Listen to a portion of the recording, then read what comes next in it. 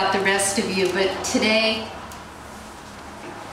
it feels like Alice in Wonderland to me, like walking through the orange door and coming into poetry and all the mystery that Deb just read and all the mystery coming soothing out of the visual images.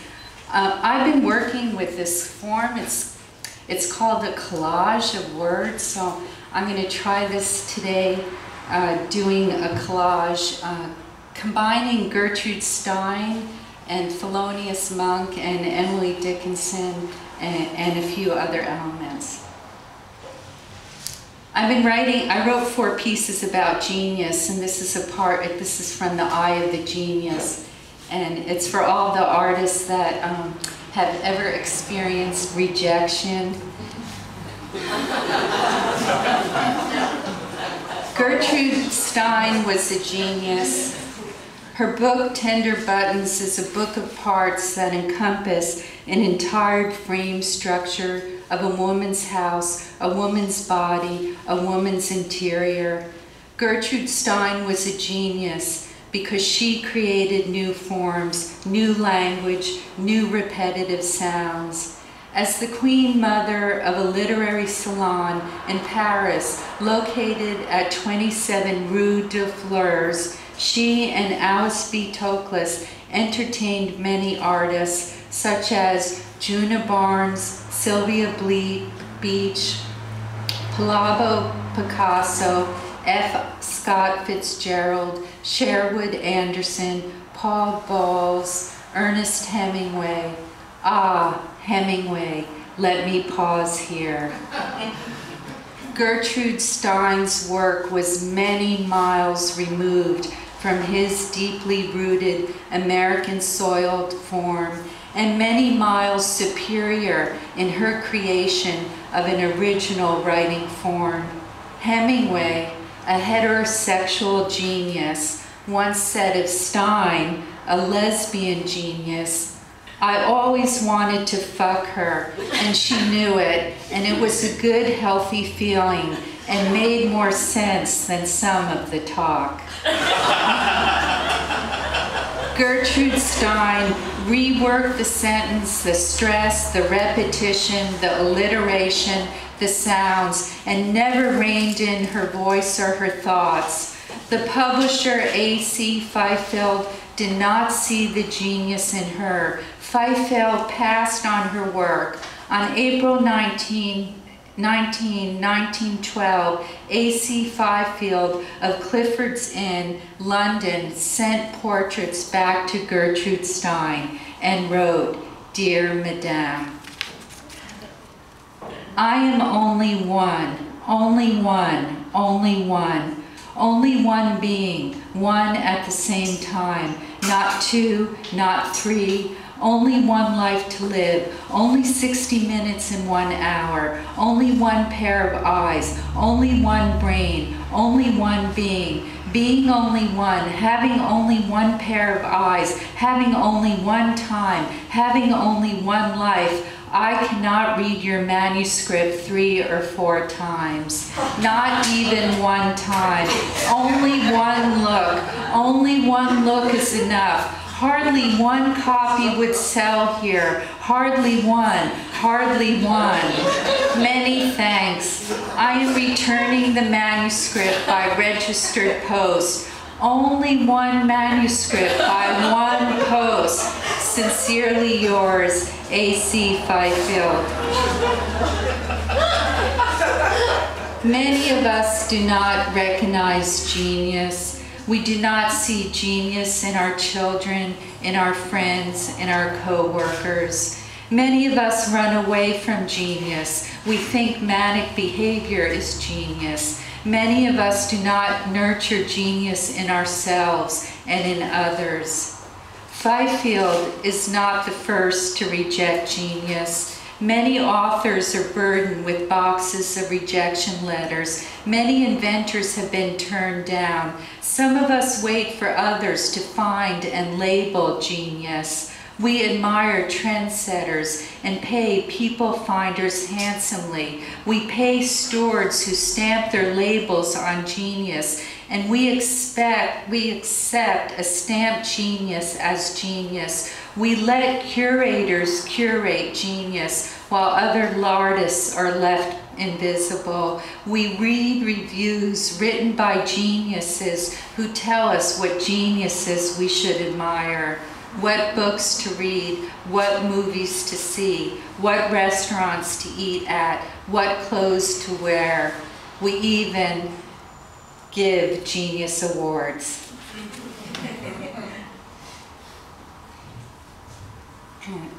So now I'm going to read a piece. I'm working on a piece. It's a triad, and it all takes place in a closet. And the mother has dropped off the daughter at her grandparents' house, and her grandparents are having a party upstairs, and she's hiding in the closet. And her grandfather is totally he's a piano tuner, and he's totally obsessed with Thelonious Monk. So he keeps playing Thelonious Monk's records over and over again while she's hiding in the closet. And I'm going to dedicate this piece to Mikey Mendoza, because he works with me every day down the street, and at 2 o'clock he plays me Thelonious Monk.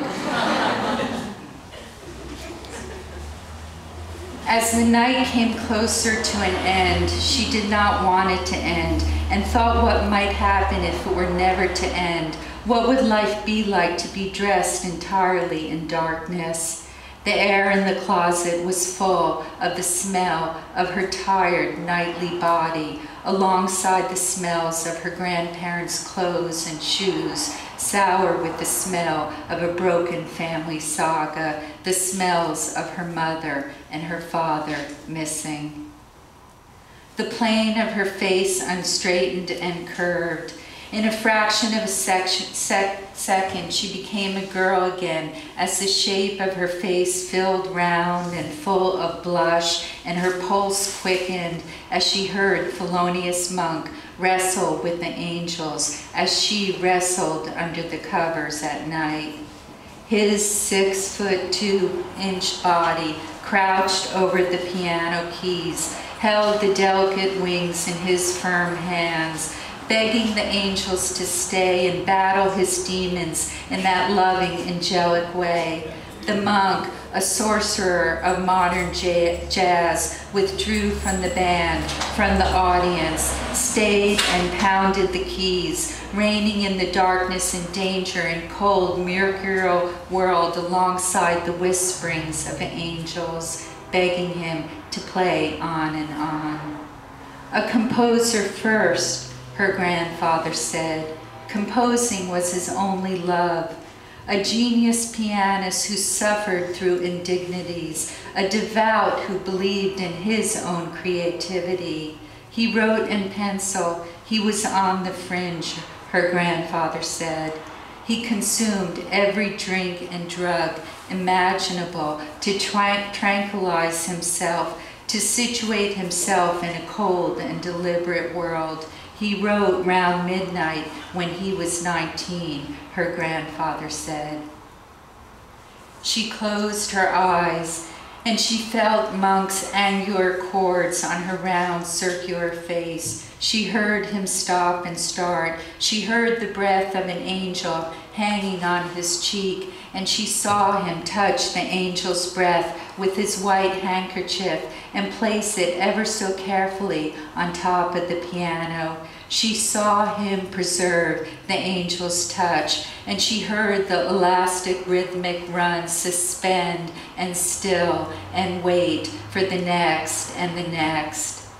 In the fraction of that second, she saw her mother with paintbrush in hand, streaking a blush of fire red across the expanse of a canvas.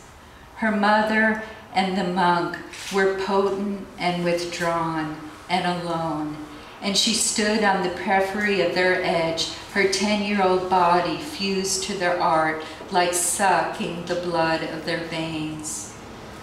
Monk said everything he played was different, her grandfather said.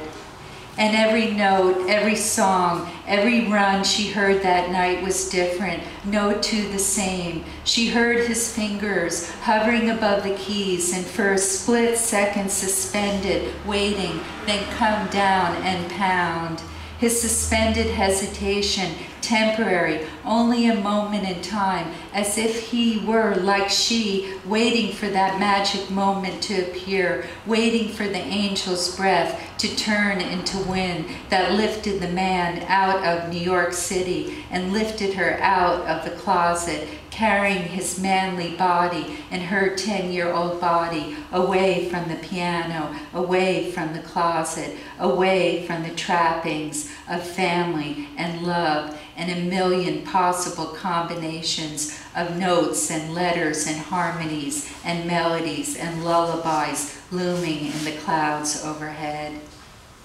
In the end, he escaped to Nika the Baroness's house in Weehawken, New Jersey, where he had a view of Manhattan and lived with 100 cats. Her grandfather said, in the end, the monk too lived in a closet that he called Catville.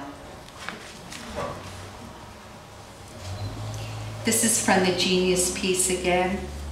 In the autobiography of Alice B. Toklas, Toklas notes how many wives she had to sit while Gertrude Stein sat with their genius husbands.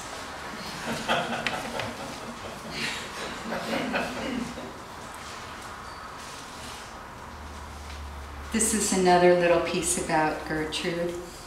The genius cuts traditions. In Susan Howe's book, My Emily Dickinson, she writes about Gertrude Stein cutting poetic traditions. Quote, she reached in words for new vision formed from the process of naming, as if a first woman were sounding, not describing, space of time filled with moving, repetition, surprise, alliteration, odd rhyme and rhythm, dislocation, deconstruction. Okay, in the triad, now second act, jump forward. She's 20 years old. She returns to her grandparents' house because her grandmother has died. She attends the funeral and she goes back into the closet. Her grandmother was a librarian, and her grandfather, who was obsessed with Thelonious Monk, her grandmother had the same love and obsession with Emily Dickinson. 20 years in this world, and still she was in search of her narrative, looking for it in the walls, under her fingernails, in the length of her hair, in the hollow of her palm, in the ever-changing shape of cotton white clouds. Her grandmother had written her narrative, and her mother had left her narrative in the fixer tray of a dark room. The women in her family were narrators, and she was expected to find her narrative, and if she could not find one, she was supposed to make one up, as all the women before her had done in a world where men ruled. Finding her story at age 20, she knew would morph, as everything about her had morphed. That day, her mother dropped her off and never returned to pick her up. In the closet, she wanted vodka and an olive. She wanted to drink away the narrative she already wore. It was easier to erase it than to put on a new dress. Women wore narratives, wore shoes, slips, nylons, bras, skirts, shirts, pants, shorts, and coats every day, as if they were wearing a thought or a sentence on a flesh. Commas and periods were stressed in the accessories, gold earrings in the shapes of roses piercing the lobes, and a silver chain hanging loosely between a woman's breasts. Her grandmother said, if you don't find your narrative, then someone else will write it for you. Emily Dickinson wrote her own narrative in her poems, and she wrote her second narrative like another personality in her letters, and she wrote her third narrative to a group of chosen men she chose to write to instead of lying in bed beside them and making love to their bodies. Emily Dickinson's narrative was the string of a poet's inner life, a bouquet of her truth, a road of her insights, an evening gown of glittering epiphanies that sparkled a transformative spiritual life among a town of hierarchical Puritan believers. Her narrative was void of travels. She kept in touch with the world through others. Emily Dickinson had asked Bowles to touch Elizabeth Barrett Browning's grave for her. She asked him to put one hand on the head for me, her unmentioned mourner. In the closet, searching for her narrative in darkness, she knew she had kept in touch with the world through her grandmother, and with her grandmother dead, she lost her compass. She had asked her grandmother to go see her mother and beg her mother to come and get her, and her grandmother took a train and returned empty-handed, returned daughterless, and stayed in bed for a week with pneumonia, as if seeing her own daughter poisoned her lungs with toxicity. Emily Dickinson read Thoreau, Emerson, Shakespeare, Keats, Mr. and Mrs. Browning, Ruskin, Sir Thomas Browne, and the Revelations, read the narratives of others, read their words to find her words, to muscle the darkness of her thoughts with the voices of others, as if she traveled to meet them, to touch them, to know them, to make love to them. Even with Thomas Wentworth Higginson, the editor of the Atlantic Monthly, she sought her narrative like a hungry poet starving for self-worth.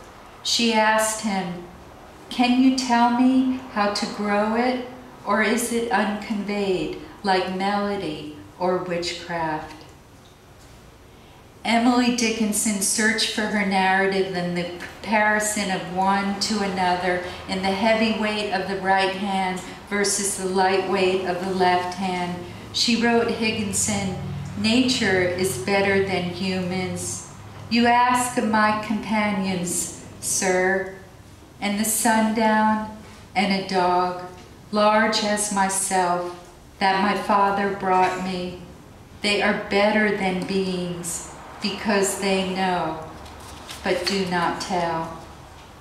To Higginson, a total stranger, she confessed her isolation, her fears, her throbbing lack of religion, how her verses, their jingling, cooled my tramp.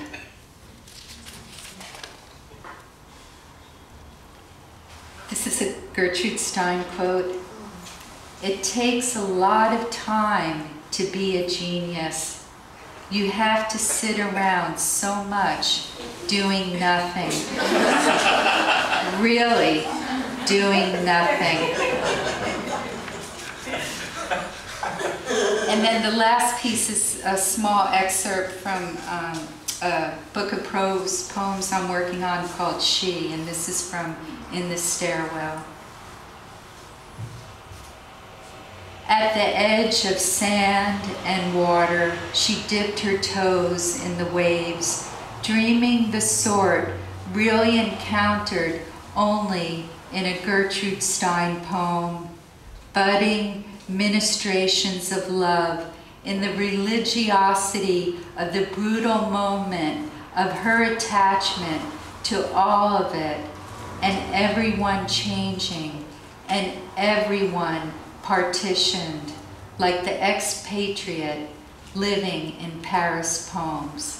Thank you.